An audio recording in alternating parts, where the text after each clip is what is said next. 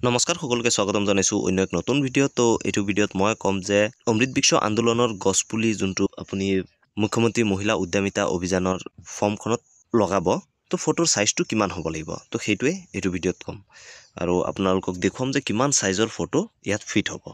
তো আপুনি চাব পাৰিছে এই ফৰ্মখন আপুনি ইয়াত দুটা স্লট পাব, যে দুটা স্লটত আপোনাৰ দুখন ফটো লগাব লাগে।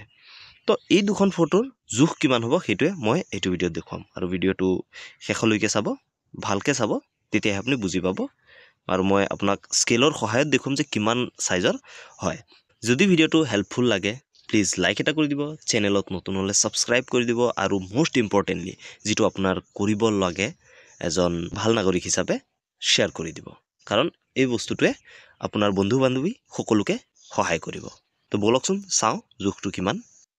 দিশটো যদি আপোনালোকক দেখুৱাওঁ, দিশটো ইয়াত হ'ব চাওক 4.2 ইঞ্চ হৈছে আপোনাৰ দীঘে। তাৰপিছত প্ৰস্থটো হ'লগৈ আপোনাৰ ইয়াত 3.2 ইঞ্চ। তো এইটো হ'ল প্ৰস্থ।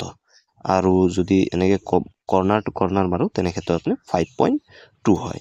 তো এইটোৱে হ'ল একচুৱেল জোখ, যোনটোৱে ফিট হৈ যাব এইটো প্ৰেছত।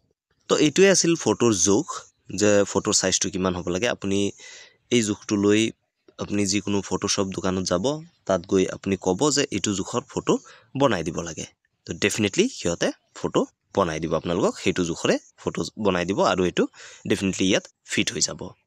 তো ভিডিওটোত ইমানেই আছিলে। ধন্যবাদ। জয় আই অসম।